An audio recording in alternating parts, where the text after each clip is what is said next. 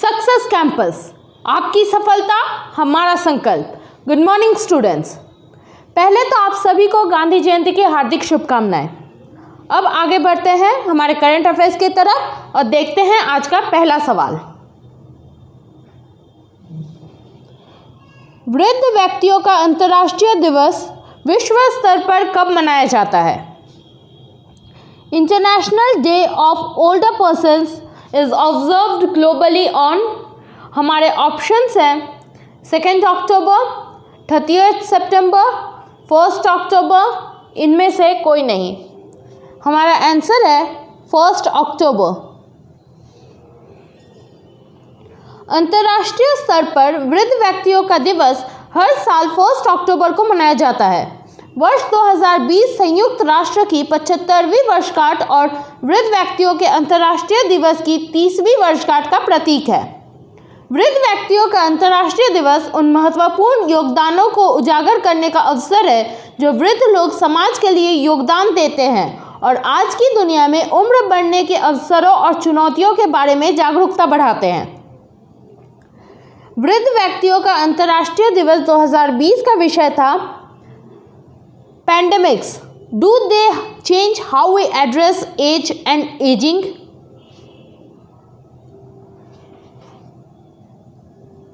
यूनिडॉप 2020 के कुछ निम्नलिखित उद्देश्य हैं, आइए जानते हैं वो क्या है। स्वस्थ एजिंग के दशक में रणनीतिक उद्देश्यों के बारे में प्रतिभागियों को सूचित करना, वृद्ध व्यक्तियों की विशेष स्वास्थ्य आवश्यकताओं और उनके स्वयं के स्वास्थ्य के लिए उनके योगदान और उन समाजों के कामकाज के बारे में जागरूकता बढ़ाना जिनमें वे रहते हैं। नर्सिंग पेशे पर विशेष ध्यान देने के साथ वृद्ध व्यक्तियों के स्वास्थ्य को बनाए रखने और सुधारने में स्वास्थ्य देखभाल कार्यबल की भूमिका के बारे में जागरूकता और प्रशंसा बढ़ाना। विकसित और विकासशील देशों में वृद्ध व्यक्तियों के बीच स्वास्थ्य संबंधी असमानताओं को कम करने के लिए प्रस्ताव पेशे पर ताकि कोई पीछे न छूटे। कोविड-19 का वृद्ध व्यक्तियों पर प्रभाव और स्वास्थ्य देखभाल नीति, योजना और दृष्टिकोण पर इसके प्रभाव की समझ बढ़ाना। तो यही है कुछ यूनिडॉप के 2020 के कुछ उद्देश्य। आइए अब जानते हैं इस दिन का इतिहास। संयुक्त राष्ट्र महासभा ने 14 दिसंबर 1990 के दिन 1 अक्टूबर को वृद्ध व्यक्तियों के अंतर्राष्ट्रीय दिवस के रूप में नामित किया। इससे पहले Vienna international plan of action on ageing जैसी पहल की गई थी, जिसे 1982 की विश्व सभा में एजिंग पर अपनाया था और संयुक्त राष्ट्र महासभा द्वारा उसी वर्ष बाद में समर्थन किया गया था। अगला सवाल, पता ग्रैंड अवार्ड 2020 किस राज्य ने जीता है? विच स्टेट वॉन पता ग्रैंड अवार्ड 2020? हमारे ऑप्शंस है तमिलनाडु, राजस्थान, केरल, जम्मू एंड कश्मीर। हमारा आंसर है केरल। केरल टूरिज्म के human by nature print campaign को मार्केटिंग के लिए प्रतिष्ठित पैसिफिक एशिया ट्रैवल एसोसिएशन या PATA को ग्रैंड टाइटल विनर 2020 से सम्मानित किया गया है। बीजिंग में वर्चुअल पता ट्रैवल मार्ट 2020 के एक प्रस्तुति समारोह के दौरान पुरस्कारों की घोषणा की गई। पता अवार्ड्स मकाओ सरकार पर्यटक कार्यालय यानी MGTO द्वारा समर्थित और प्रायोजित है। जानते हैं human by nature print campaign के बारे में। ह्यूमन बाय नेचर पर्यटन को पुनर्जीवित करने के लिए एक मार्केटिंग स्ट्रैटेजी थी जो 2018 की बाढ़ और निपा के प्रकोप से प्रभावित थी। संस्कृति और लोगों के दैनिक जीवन को दर्शाते हुए इसका कॉन्सेप्चुअलाइजेशन और स्क्रिप्ट स्टॉक कम्युनिकेशन द्वारा किया गया।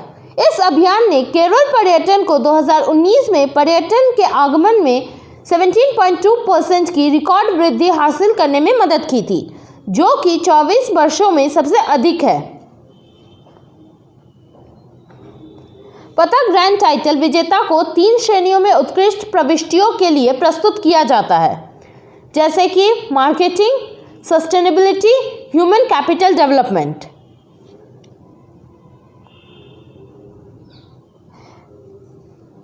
पता के अध्यक्ष हैं क्रिस बटलर और इसका मुख्यालय है बैंकॉक, थाईलैंड में। अगला सवाल, आईडेक्स इवेंट के दौरान डिफेंस इंडिया स्टार्टअप चैलेंज या डिस्क 4 को किसने लॉन्च किया? Who launched the Defense India Startup Challenge और disc 4 during the IDEX event? हमारे ऑप्शन है नरेंद्र मोदी, अमित शाह, राजनाथ सिंह, सुधीर कुमार सक्सेना। हमारा आंसर है राजनाथ सिंह। रक्षा मंत्री श्री राजनाथ सिंह ने आईडेक्स इवेंट के दौरान डिफेंस इंडिया स्टार्टअप चैलेंज या डिस्क 4 को लॉन्च किया। आयोजन के दौरान रक्षा मंत्रालय द्वारा आईडेक्स 4 फौजी पहल और उत्पाद प्रबंधन दृष्टिकोण यानी PMA दिशा निर्देश भी लॉन्च किए गए। इनमें से प्रत्येक पहल से उम्मीद की जाती है कि आईडेक्स डिफेंस इनोवेशन ऑर्गेनाइजेशन को कार्यक्रम को गुणात्मक और मात्रात्मक रूप से बढ़ावा देने की सुविधा मिलेगी। आईडेक्स 4 फौजी अपनी तरह की पहली पहल है जो भारतीय सशस्त्र बलों के सदस्यों द्वारा पहचाने गए नवाचारों को समर्थन करने के लिए शुरू की गई और सैनिकों और क्षेत्र संरक्षणों से मितव्ययी नवाचार विचारों को बढ़ावा देगी। आईडेक्स 4 फौजी हमारे सैनिकों को नवाचार प्रक्रिया को हिस्सा बनाने और मान्यता प्राप्त और पुरस्कृत करने की अनुमति देगा। डिफेंस इंडिया स्टार्टअप चैलेंज 4 के तहत सशस्त्र बलों से 11 चुनौतियों का संभावित स्टार्टअप इनोवेटर्स MSME के लिए खुले तौर पर फेंक दिया गया जो प्रौद्योगिकियों पर अपने अभिनव विचारों को प्रदान करने के लिए समान है जो रक्षा क्षेत्र में उनके आवेदन का पता लगाते हैं। अगला सवाल, शांति स्वरूप भटनागर पुरस्कार 2020 की घोषणा किसके द्वारा की गई थी? The Shanti Swarup Bhatnagar prize 2020 was announced by whom? हमारे ऑप्शंस हैं डॉक्टर हर्षवर्धन, नरेंद्र मोदी, अमित शाह, इनमें से कोई नहीं। हमारा आंसर है डॉक्टर हर्षवर्धन। शांति स्वरूप भटनागर पुरस्कार 2020 की घोषणा 26 सितंबर को केंद्रीय विज्ञान और प्रौद्योगिकी मंत्री डॉक्टर हर्षवर्धन ने वैज्ञानिक और औद्योगिक अनुसंधान परिषद के स्थापना दिवस समारोह में की थी। आइए जानते हैं यह पुरस्कार किन विषयों पर मिलता है और इस साल किन्हें मिला है। पहला आता है जीव विज्ञान और ये पुरस्कार मिलता है डॉक्टर शुभदीप चैटर्जी और डॉक्टर वत्सला थिरुमलाई। दूसरा रसायन विज्ञान डॉक्टर ज्योतिर्मयी डैश डॉक्टर सुबी जैकब जॉर्ज। तीसरा पृथ्वी, वायुमंडल, महासागर और ग्रह विज्ञान डॉक्टर अभिजीत मुखर्जी और doctor Surendra Datta. Fourth engineering विज्ञान डॉक्टर अमोल अरविंद्रो कुलकर्णी और डॉक्टर किंगशुक दासगुप्ता। फिफ्थ गणित विज्ञान डॉक्टर यूके आनंदवर्धन और डॉक्टर रजत शुभ्रा हाजरा। सिक्स्थ औषधि विज्ञान डॉक्टर बुशरा अतीक और doctor Ritesh Agarwal. Last but not the least भौतिकी विज्ञान डॉक्टर राजेश गणपति, डॉक्टर सूरजजीत धड़ा। जानते हैं शांति स्वरूप भटनागर पुरस्कार के बारे में। यह पुरस्कार CSIR के प्रथम एवं संस्थापक निदेशक सर शांति स्वरूप भटनागर के सम्मान में दिया जाता है। यह पुरस्कार 7 क्षेत्रों जीव विज्ञान, रसायन विज्ञान, पर्यावरण विज्ञान, इंजीनियरिंग, गणित, चिकित्सा और भौतिकी विज्ञान में उत्कृष्ट शोध के लिए 45 वर्षों से कम आयु के भारतीय वैज्ञानिकों को दिया जाता है। पुरस्कार एक ऐसे व्यक्ति को दिया जाता है जिसने CSIR की राय में मानव ज्ञान और प्रगति को मौलिक और लागू करने के लिए विशिष्ट रूप से महत्वपूर्ण और उत्कृष्ट योगदान दिया है। अगला सवाल, भारतीय खेल प्राधिकरण के नए लोगो को किसने लॉन्च किया? Who launched new logo of sports authority of India? हमारे ऑप्शंस हैं नरेंद्र मोदी, किरण रिजिजू, महेंद्र सिंह धोनी, सौरव गांगुली। हमारा आंसर है किरण रिजिजू। युवा मामलों और खेल राज्य मंत्री किरेन रिजिजू ने 30 सितंबर 2020 को दिल्ली के मेजर ध्यानचंद स्टेडियम में भारतीय खेल प्राधिकरण यानी स्पोर्ट्स अथॉरिटी ऑफ इंडिया का नया लोगो लॉन्च किया है। जानते हैं SAI लोगो के बारे में। SAI के नए लोगो में एक फ्लाइंग फिगर है जो SAI में अपने करियर की छलांग लगाने की स्वतंत्रता को दर्शाता है। आकृति में भारतीय तिरंगा और चक्र का नीला रंग है। यह लोगो देश में खेल उत्कृष्टता को निर्माण करने के लिए जमीनी स्तर की खेल प्रतिभा की पहचान और पोषण से SAI की कायापलट की यात्रा को दर्शाता है। SAI के महानिदेशक है संदीप प्रधान और इसकी स्थापना 1984 में हुई थी। अगला सवाल, केंद्रीय सामाजिक न्याय और अधिकारिता मंत्री श्री थावरचंद गहलोत ने कौन सा मिशन शुरू किया है? Union minister for social justice and empowerment Shri Thawarchand Gehlot launched which mission? हमारे ऑप्शंस है ASIIM, सॉरी स्टूडेंट्स यहाँ पे थोड़ा टाइपिंग मिस्टेक हो गया है, यहाँ पे M होगा। तो हमारे ऑप्शंस है ASIIM, MIIS, ASIM, MSI। हमारा आंसर है ASIIM।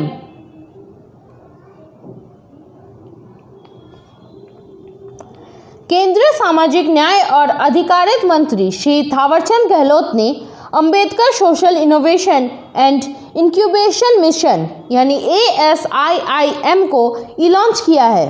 इस मिशन को उच्च शिक्षण संस्थाओं में पढ़ने वाले अनुसूचित जाति यानी SCs के छात्रों के बीच नवाचार और उद्यम को बढ़ावा देने के लिए वेंचर कैपिटल फंड के तहत लॉन्च किया गया है। इस फंड का उद्देश्य SC उद्यमियों की संस्थाओं को रियायती वित्त यानी कंसेशनल फाइनेंस प्रदान करना है। इस फंड के तहत SC उद्यमियों द्वारा प्रवर्तित 117 कंपनियों को व्यावसायिक उद्यम स्थापित करने के लिए वित्तीय सहायता प्रदान की गई है।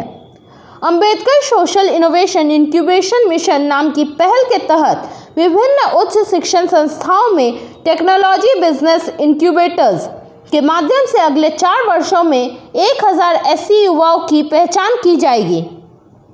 अगला सवाल, दक्षिण पूर्वी रेलवे ने निम्नलिखित में से किस परियोजना का शुभारंभ किया है? South eastern railway has launched which of the following projects?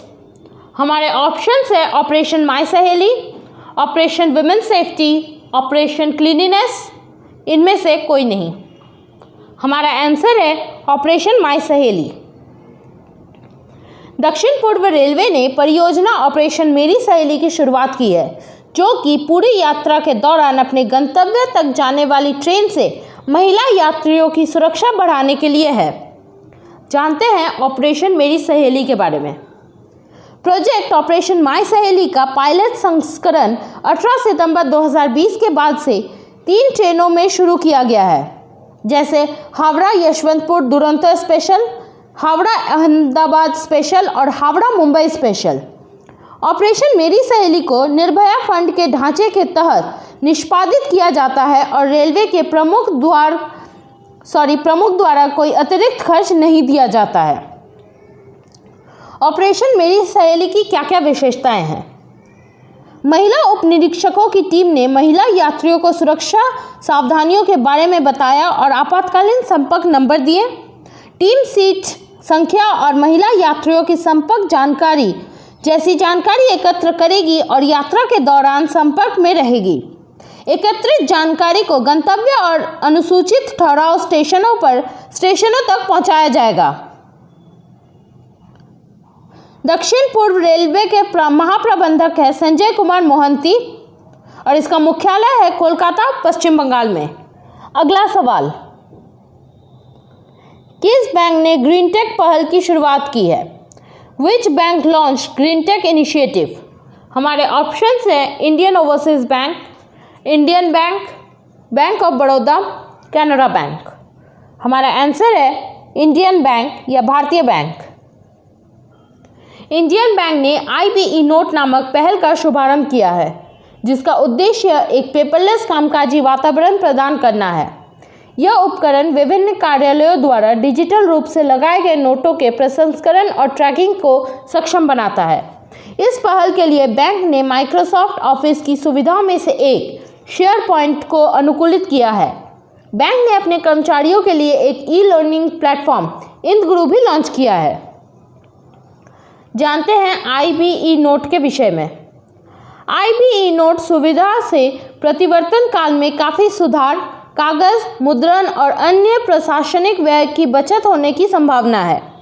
Microsoft एक अग्रणी प्रौद्योगिकी कंपनी है जिसने कई उद्योग प्रथम को नेतृत्व किया है। IBE नोट डिजिटल परिवर्तन को बढ़ावा देने के लिए और उनकी सेवाओं करने के लिए नए सामान्य ग्राहक को संबोधित करने के लिए बैंक की कई पहलों में से एक है। इस पहल के साथ बैंक अपनी सबसे बड़ी संपत्ति को लगातार सशक्त बनाकर अधिक दक्षता हासिल करने के लिए एक और कदम उठा रहा है। इंडियन बैंक के MD और CEO है पद्मजा चंद्रू। इसका मुख्यालय है चेन्नई, तमिलनाडु में। अगला सवाल, ग्रामीण विकास के लिए CSIR टेक्नोलॉजी किसने शुरू की? Who has launched CSIR technologies for rural development? हमारे ऑप्शंस हैं M वेंकैया नायडू, डॉक्टर हर्षवर्धन, नरेंद्र मोदी, नरेंद्र सिंह तोमर। हमारा आंसर है डॉक्टर हर्षवर्धन। विज्ञान और प्रौद्योगिकी, पृथ्वी विज्ञान और स्वास्थ्य और परिवार कल्याण मंत्री डॉक्टर हर्षवर्धन ने वैज्ञानिक और औद्योगिक अनुसंधान परिषद यानी CSIR उन्नत भारत अभियान, भारतीय प्रौद्योगिकी संस्थान दिल्ली और विज्ञान भारती की संयुक्त पहल के तहत ग्रामीण विकास के लिए CSIR टेक्नोलॉजी लॉन्च की है। उपरोक्त सभी ने S&T संगठनों, विभाग और UBA की सक्रियता के तहत ग्रामीण समूहों में स्थायी आजीविका के अवसर उत्पन्न करने के लिए वैज्ञानिक हस्तक्षेप के लिए संयुक्त रूप से काम करने की योजना बनाई है। मंत्री ने इस अवसर पर CSIR national institute of science, technology and development studies e compendium और ई-कॉफी टेबल बुक का विमोचन भी किया है। CSIR, NISTADS, CSIR प्रयोगशाला, UBA, विभाग और हितधारकों के बीच संबंध विस्थापित करने के लिए एक नोडल CSIR लैब के रूप में कार्य कर रहा है। अगला सवाल, किस ऑस्ट्रेलियाई क्रिकेटर ने T20 में MS धोनी का विकेट कीपिंग रिकॉर्ड तोड़ा? Which Australian cricketer broke MS Dhoni's wicket keeping record in T20s? हमारे ऑप्शंस हैं Adam Gilchrist, Brad Haddin, Alyssa Healy, Meg Lanning. हमारा आंसर है एलिसा हेली।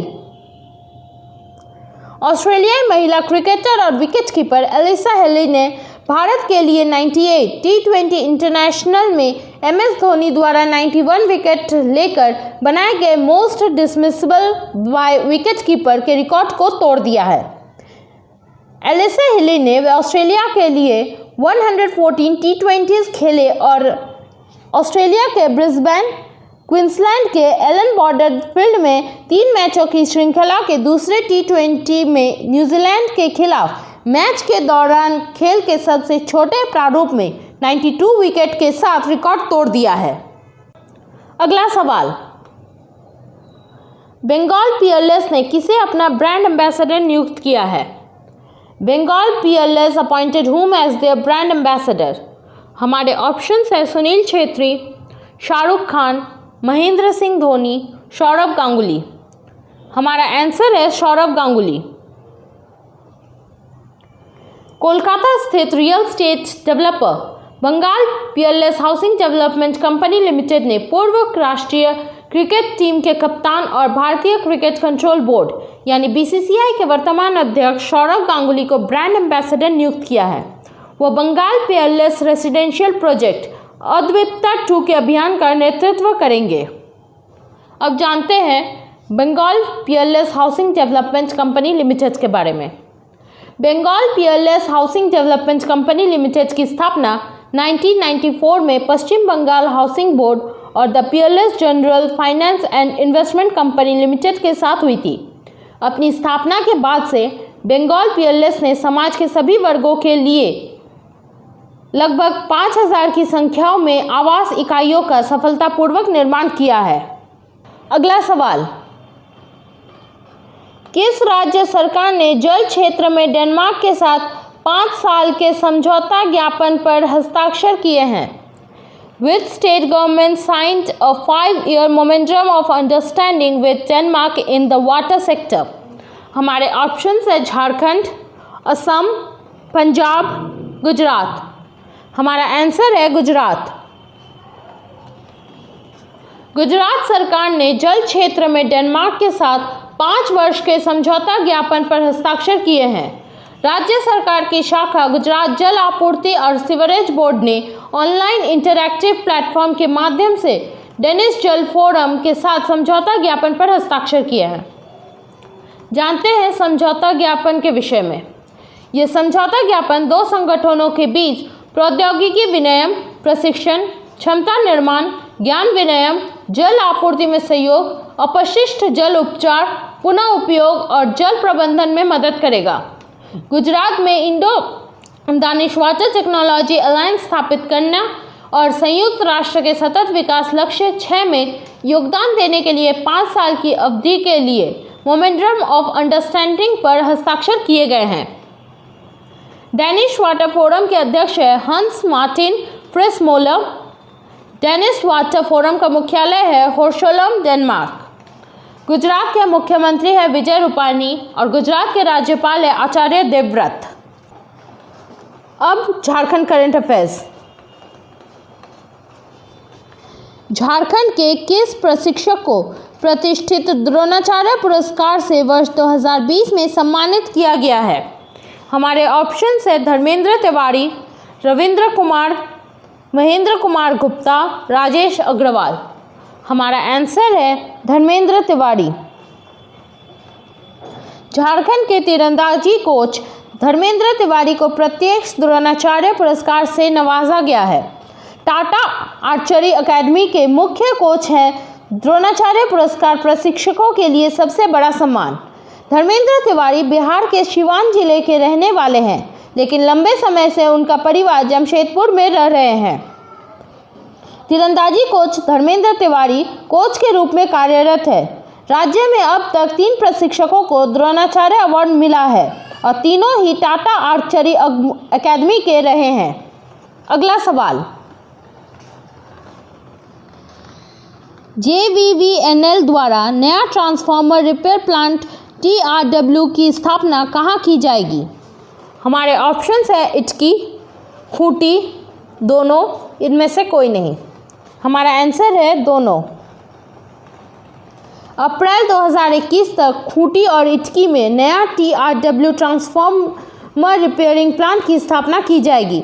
झारखंड बिजली वितरण निगम लिमिटेड द्वारा इसकी स्थापना की जाएगी। आज का आखिरी सवाल, राज्य में ट्राइबल एडवाइजरी काउंसिल TAC का पुनर्गठन किया जाएगा। TAC के अध्यक्ष कौन होते हैं?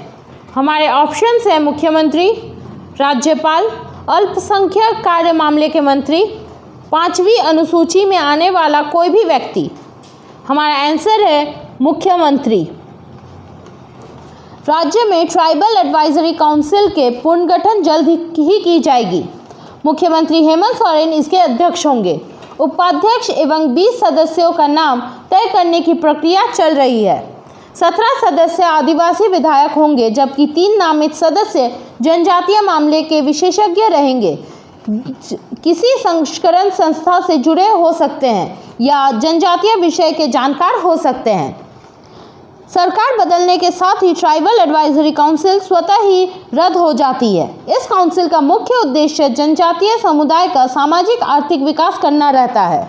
वंचित समाज को मजबूत करने में इस काउंसिल की भूमिका रहती है। नीतियों में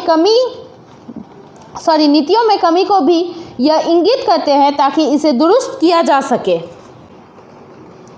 तो आज के लिए बस इतना ही। मिलते हैं अगले वीडियो में कुछ नए और इंटरेस्टिंग करंट अफेयर्स के साथ। करंट अफेयर्स के PDF फाइल आपको हमारे वेबसाइट और टेलीग्राम चैनल पर मिल जाएंगे, जिसके लिंक नीचे डिस्क्रिप्शन में दिए गए हैं। तब तक के लिए bye bye and take care.